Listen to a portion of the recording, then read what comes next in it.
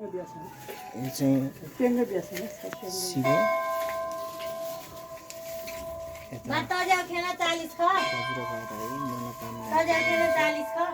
अनि त्यसै गरी वज्रबार है यो चाहिँ वज्रबाराईको पादुका अनि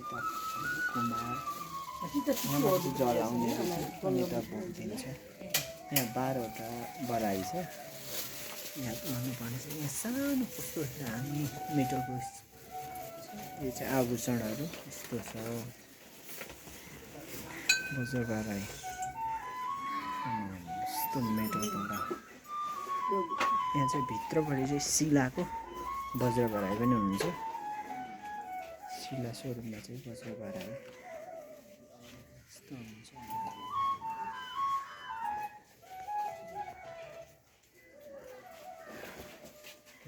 यस्तो हुन्छ अनि माथि टुरालमा चाहिँ यस्तो छ। तोरणमा चाहिँ रहेको आर्ट चाहिँ यस्तो छ।